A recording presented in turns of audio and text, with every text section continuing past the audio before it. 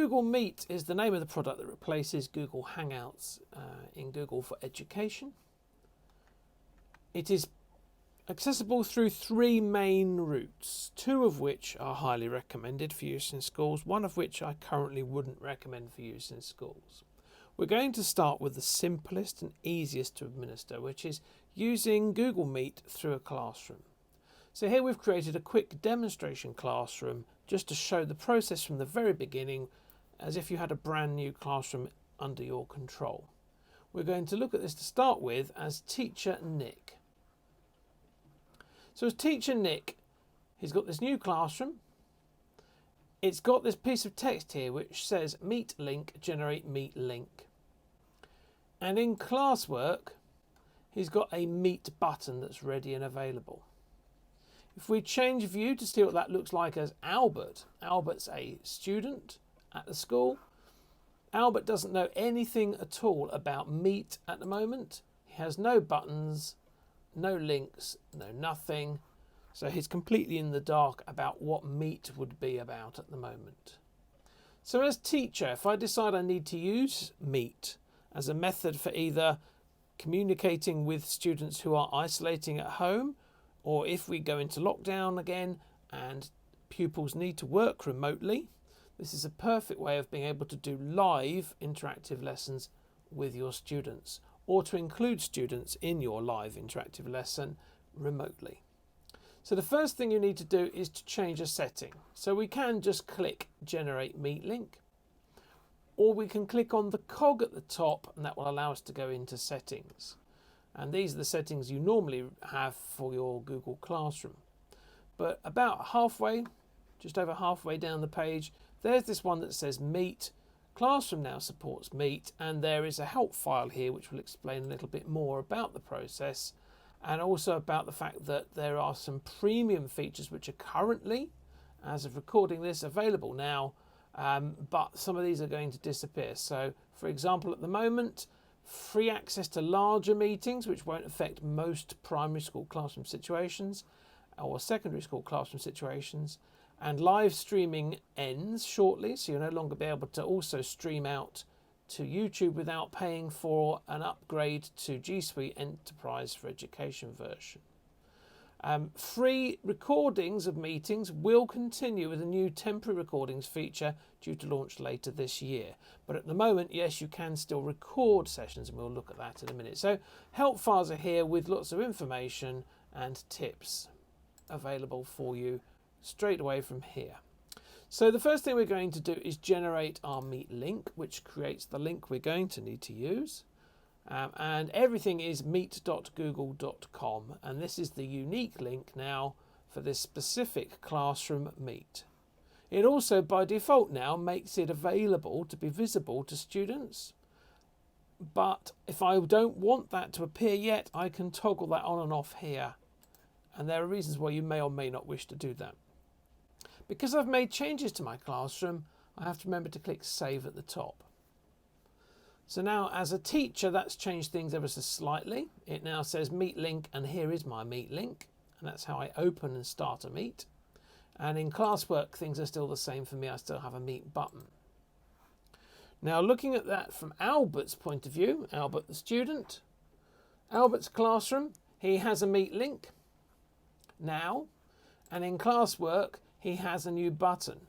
So the students who are likely to want to click on things and see why they're there and what they do will be clicking away quite merrily to find out what these things do. And when they do click on it, they should get a message, if everything's been set up correctly, that they're unable to create themselves a meeting, but they can join ones that other people have created. So wait for your teacher to join and then refresh this page. So this means it will stop students just clicking and joining a meet and chatting to their friends, because every time they try, it will warn them that actually they're not allowed to do that. So now when we're ready to meet, obviously I need to communicate this with the class. Now if it's a case of I'm teaching most of the children live and I want some students who are going to join remotely, then I may want to publish times. And something you could do, for example, is to add that to the stream of your classroom to say we will use Meet at 9:20 a.m. on Wednesday, 21st October. Thank goodness for autocorrect. There we are. And that would then it would instruct students as to what we're doing. Maybe I want to be a bit more explicit. Click the link on this page above. Okay. And if I post that, then that information will appear there. And again, I could have scheduled that so it'll appear later if I'm planning ahead. So it will appear a bit nearer the time, but there, that's fine. So that will direct people at this link. And again, that information will have been announced and will be produced and will have appeared here. And Albert knows he's got to click the link above. So we already know Albert cannot join ahead of me as the teacher. So if teacher Nick decides he's going to join, he's got the link to click on. And this is the getting ready screen where we can double check everything is working the way it should be. There we are, it's switched on the camera, and you can see I haven't got a particularly nice background at the moment. So what I have got is the ability now to turn on what they call background blur, which will just take out some of the details behind. So that's quite a nice new feature which you can use just to sort of unclutter your background a bit. Doesn't mean every so often you lose an ear or a bit of something appears behind your head. You can see that it's chosen the correct microphone because there is a waveform here as I'm speaking. But if it hadn't have done, then the three dots here will allow me to go in and check my settings to make sure I've got the correct microphone. I can also check the speakers are working, and if I'm wearing headphones, that I've got the right headphones or speakers chosen. And if it's not picking up my camera, from here I can pick up my camera and make sure I'm choosing the right camera to use.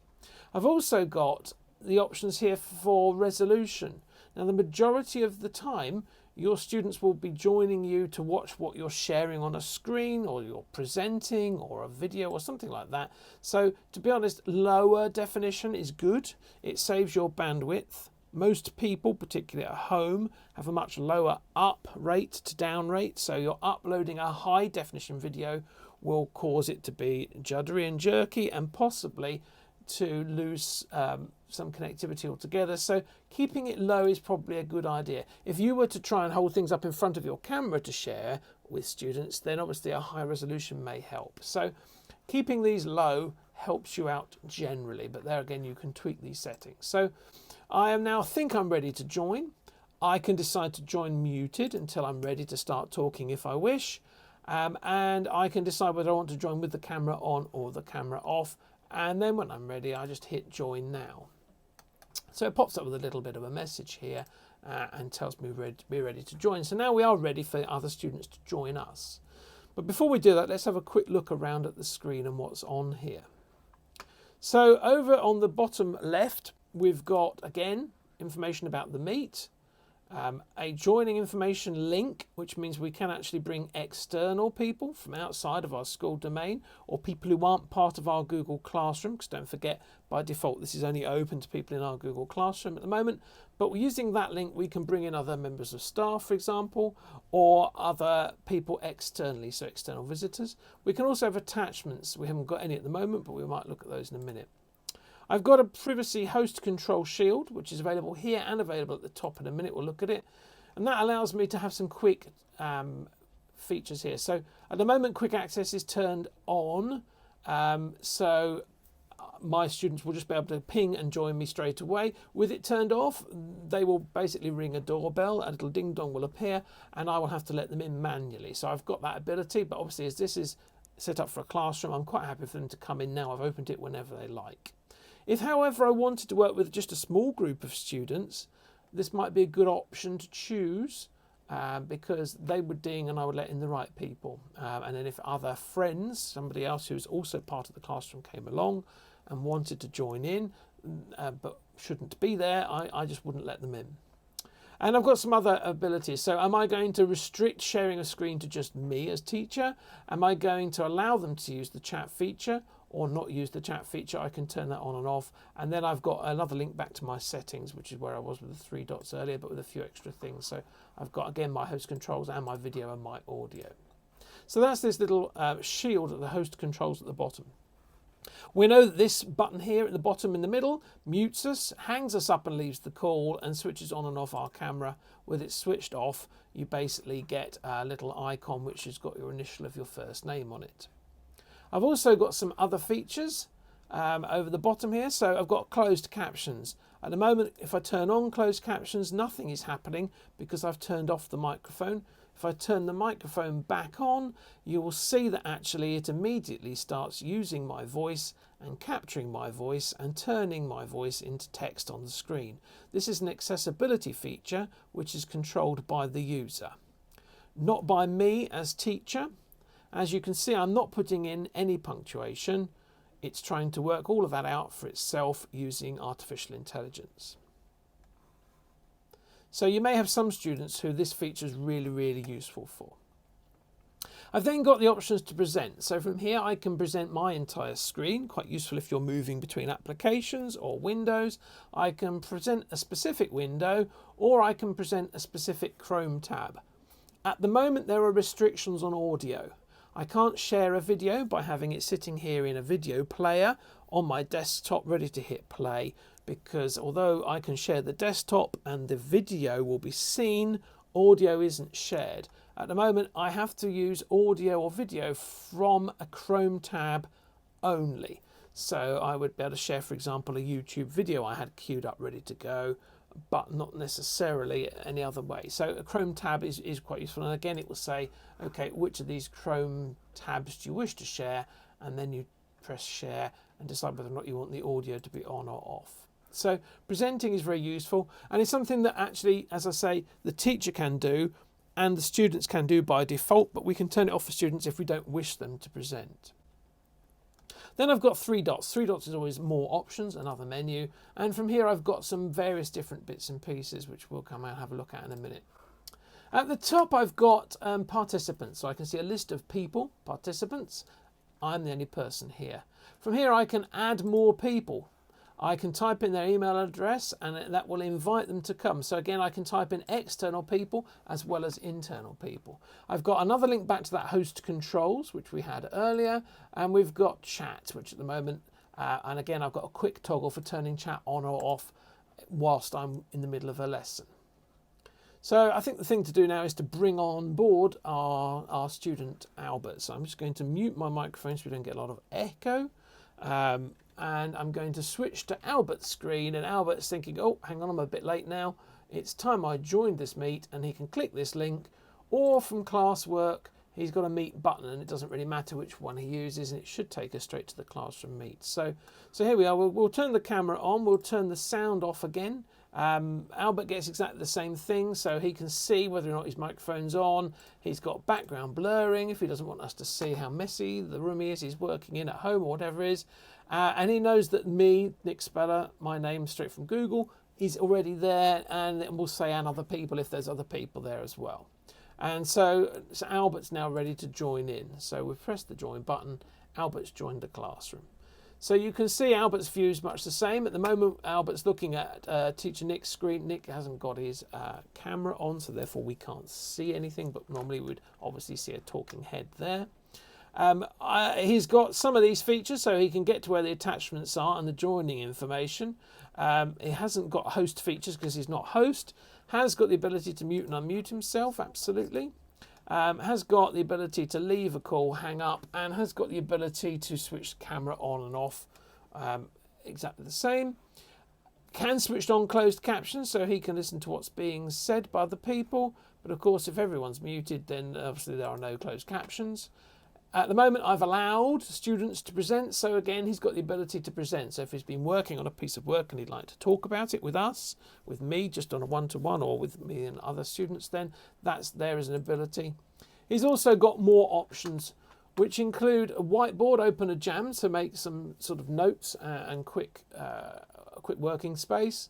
He's got the ability to change layout. At the moment it defaults to automatic, but we can choose tiled, spotlight or sidebar. These same options are available to the teacher who's the host as well. And in fact, tiled will let you go up to 49 tiles on the screen. So if you've got a class of over 30, we can now actually have each of them as a little tiny thumbnail on our screen if we wish to do that. So we've got some different layouts there. We've also got full screen mode, which it probably goes into, background blur, which if you remember, we turned on at the beginning. I could turn it on or off within the meeting, which is useful. Closed captions again, another way of getting to closed captions. Using phone for audio as a premium feature, not recommended.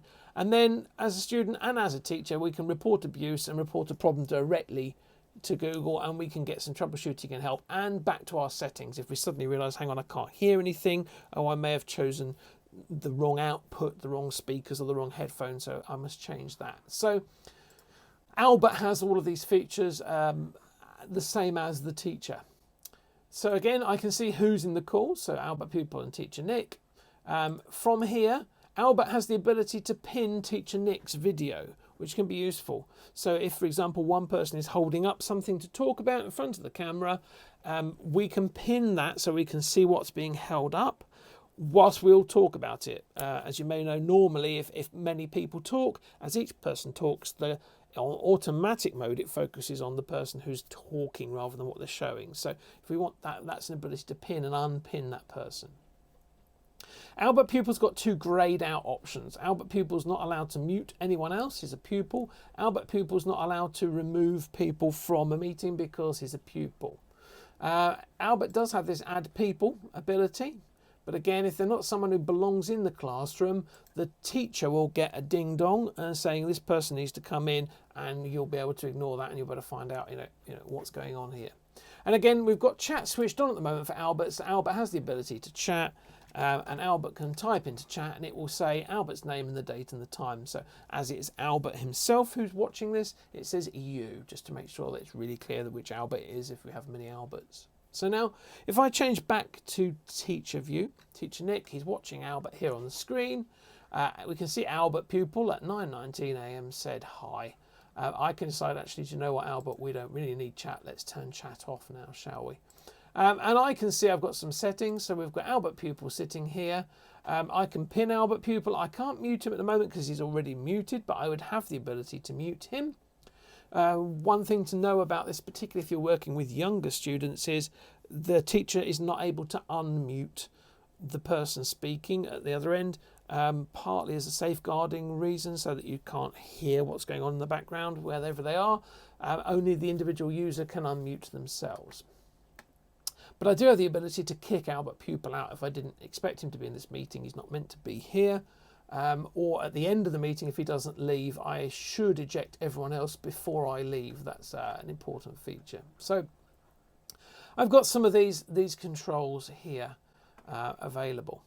So I mentioned there are a few extra things that I've got as teacher, one of which is a whiteboard. It allows me to use a feature called Jam, Google Jamboard, which allows me to start a new whiteboard or choose an existing one that I've set up as a template, for example, from Drive. And basically, as it says, a link to the Jam will be sent to others in the meeting. So if I go start a new Jamboard, it says creating a Jam. Someone needs access to the file and it will come up with a list of people. And I need to choose how I want to share. So obviously, if it's going to be something that I'm just showing, I've prepared a whole load of things on a Jamboard to talk about, then that would be view only. If this needs to be a collaborative space, then I can go edit. If there may be other people who are going to turn up later who need access to this, I can actually just turn link sharing on, which means it's just available to anyone within our school.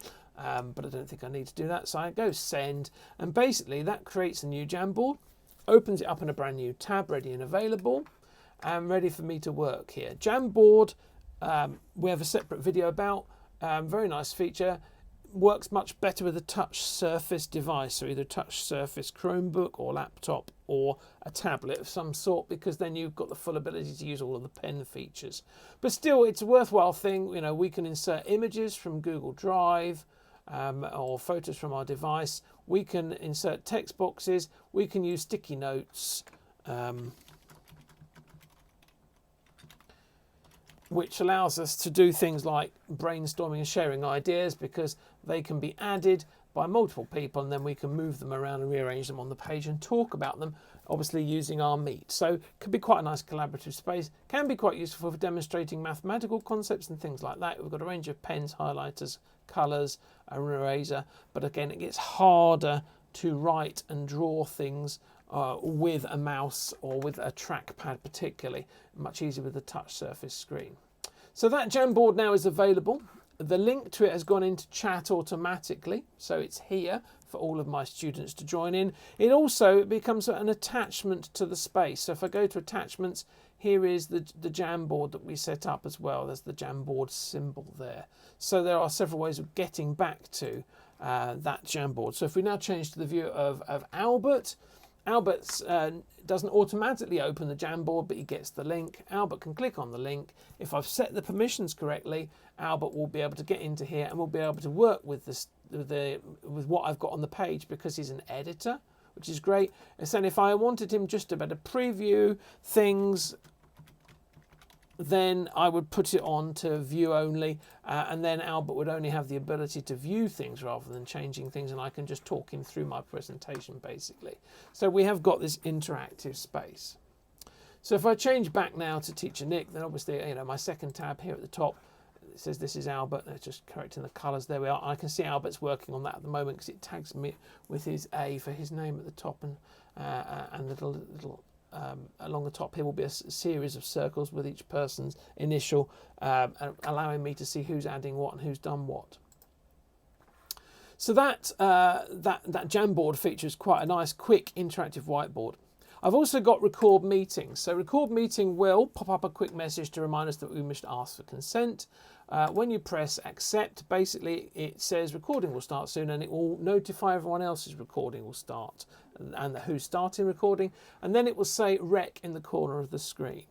So you say currently what happens is these recordings go into your, as the teacher who started this, My Drive, into a special folder called Meet Recordings, and from there you can take that recording and use it however you like. It also records a transcript of everything that happens in chat, so that's also available. Going ahead, the new version is going to come out, which is going to be more ephemeral. We're hearing it's going to be, recordings will last for 30 days only, and they won't be shareable outside of school. So you won't be able to take a video and say, right, I'm going to stick that on YouTube because all these students missed my lesson and then they can catch up later. It's not a publishing platform, that's a premium feature. It's really just to better keep a record for 30 days for safeguarding reasons as much as anything else. So that's going to be the change. When you're finished, you either hang up and that stops the recording, or if you go back to the three dots, there's the ability to then stop the recording, and it tells you what's going to happen with it, as it says there. So that's recording and Jamboard, Jamboard's whiteboards. Apart from that, all the other settings are the same as Albert's, you know, so I've got much the same ability. So now when I've finished my meet and I've finished my session, I have to make sure everyone else leaves. This is really important. As teacher, I have to be the last one to leave. So if Albert hasn't left, if Albert's machine's frozen for some reason, or Albert's wandered off and not bothered hanging himself up, I need to go into people and I need to kick out Albert, remove him from the meeting. If removed, this person will not be able to join the meeting again. Beware of that. You need to make sure that, you know, definitely this is the thing you want to do. So there we are. I've removed Albert. He's been kicked out. From Albert's side, it says you've been removed from the meeting. He's still got the Jamboard because obviously the Jamboard was open. And Albert can try rejoining the meeting. Absolutely, but it now says you can't join this video call because I've kicked him out as teacher. So beware of accidentally kicking out people when you didn't mean to. So I've finished now. All I've got to do is hang up myself, leave the call, and that seals the meeting, and it means that no longer can Albert rejoin the meeting anyway. So that meeting's now closed. So using Meets through a classroom means that you've got a ready-made permissions of who should have access to it, because the button is the thing that's available only inside the classroom. So it's available to anyone who's a member of the class. So if I'm sharing, teaching with other members of staff, they can immediately get in by coming to the classroom and clicking the link. If I want to share a Meet with those outside of the classroom, then I can start a classroom Meet and share that link with them by email or by sending them, here's the link, sending it to them. But there is a second way of creating a Meet, a sort of more ad hoc Meet, maybe a Meet that's actually across many different classes. For example, if you wanted a Meet of the school council, you could set up a school council classroom. There's lots of positives for doing that. But if you decide not to, then the ability to go to meet.google.com, so you can type that in as an address, or from the waffle, Meet is one of those options in the waffle. And within your school, you can start a meeting with a meeting code or nickname. So it could be something simple like Year 2 Phonics, something like that. Whoops. Or it could be, some numbers. It doesn't really matter. It's up to you. This code only works inside your school, so no one else who's using Year 2 Phonics in another school would be able to join you, because it's just within the one school and that's it. But it does mean if you just call it phonics and there's several classes working on phonics at the same time, that actually that will be they will all join the same Meet. So basically a teacher has to put in this code. If Albert goes to meet.google.com, which is where he ended up being thrown out to, and he says, okay, I'm going to put in Year 2 Phonics, it will say you're not allowed to start a meeting. Once a teacher has started using that phrase, and it doesn't matter which teacher, so if there's several teachers coming into a Meet, staff meeting, they just type in staff meeting and they hit join. The first person will create it, everyone else will join it after then. So the rest of this experience is exactly the same as with one we've already had. So I'm just going to turn everything off to save my bandwidth for the time being, but we'll go join now. And now I've joined it, anyone else can join. And you may have noticed it doesn't matter what I decide to do about capitalizations. So if Albert types in something like this or puts no space in, it doesn't matter, because basically it turns it into the lowercase version with no spaces. So long as Albert can spell it correctly, Albert can join me in the meeting, and it tells me Nick Spiller's in the call. Join now, and we're back to exactly the same situation we were at before. So ad hoc meetings using meet.google.com and typing in a starting phrase is absolutely, definitely the right way to do it. If you want a sort of ad hoc cross-classroom meeting. The third and final way is through calendar, which you will find online if you go online.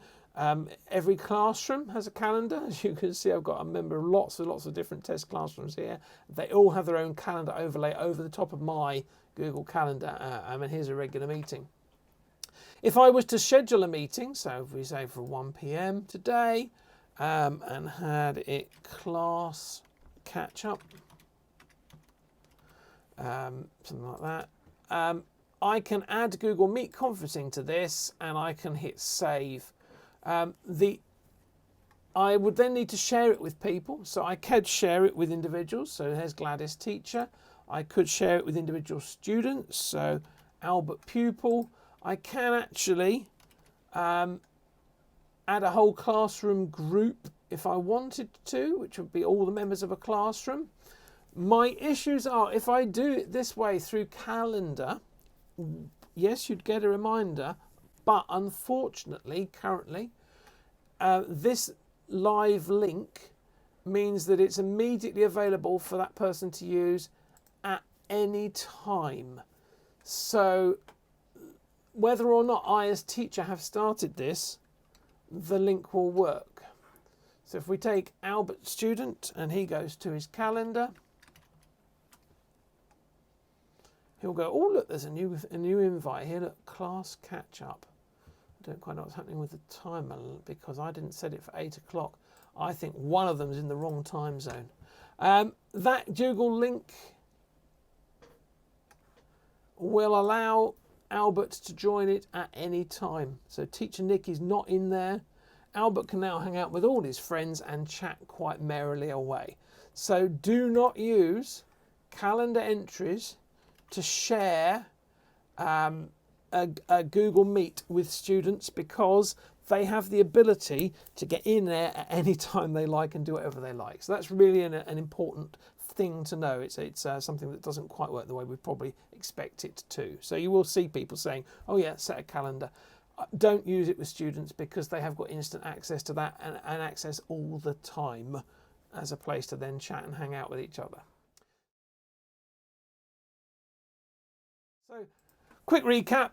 Classroom, best way of using Meet, you need to switch it on in the settings. Once it's switched on, you can toggle on and off the ability to have it visible to students, so that if you don't want students worrying that there's a button and that it's not working for them, you can turn it on and off. It stays on for you as teacher. You know, you always get to see this bit, and in classwork you get to, oh, the button's gone in classwork now, but you get to see this bit to remind you that Google Meets are available. But now, as far as students are concerned, for Albert, that Meet button's just vanished. If we go to stream, it doesn't mention anything about Meet at all because I've toggled it on and off. So it's the easiest way to share a Meet with a class full of children or group of children who've got a classroom set up. You can invite external people in via the link, either within your school or external from your school, so you can have visitors talking to your class.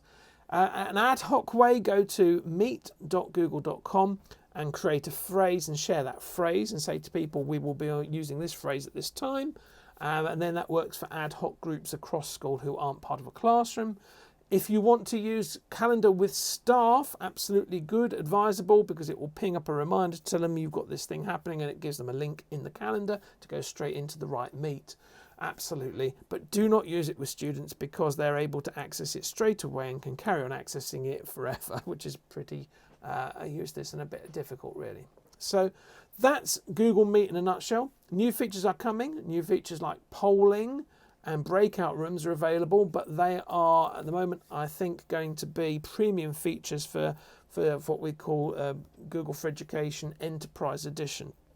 So it's a paid for extra, as are the long-term recordings that last forever. So if you really want to be able to record all your sessions, to have an archive to share with students, then you're going to need to pay for the premium features, which reach far beyond Meet, but they are premium features across Google for Education.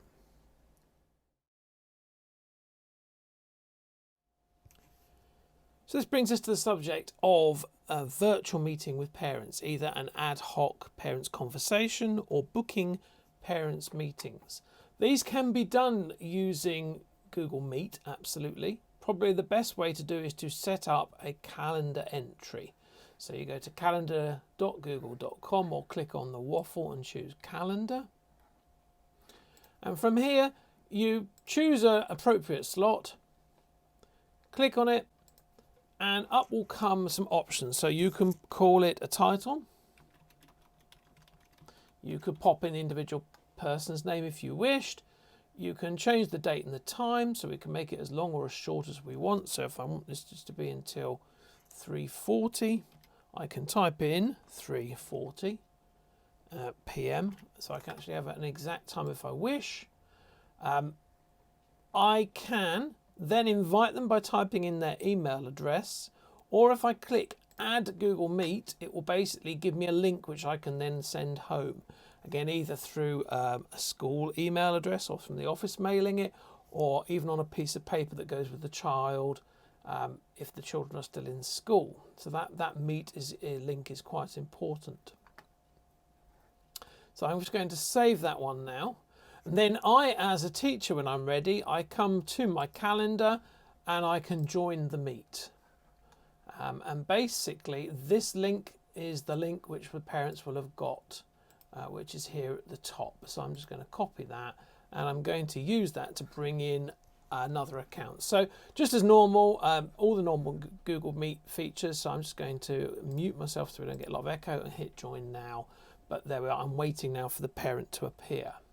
Now if I change view to be a parent and they use that link either because they've had a Google invite on their email, or because they've had the link sent to them, or they've got a calendar entry, they can click on the link. It will take them to exactly the same place to get them ready, but instead of a join now, they get asked to join. And what that will do is that will ding dong a noise and it will leave them waiting. As a teacher now, you can see someone wants to join this meeting. It will come up with the name taken from their Google account, because yes, they do need a Google account to join. But it's any personal Google account will work absolutely fine. And then I've got two options: kick them out, say no, I don't want to talk to you, you're at the wrong time, or whatever it is, or admit, which will let them in. And now from now onwards, they're in the meet with me. I've got two people in the meet. I've got all the normal features I'd have, me and this other person, and I've got the ability to mute, and I've got the ability to eject them from the meeting as well, and I've got the ability to record the meeting if I want. So, of course, with parental permission to do so. So that then just brings in the parent, and they are now live in the meeting with you. They don't need to install any software, but they do need a Google account to be able to use this.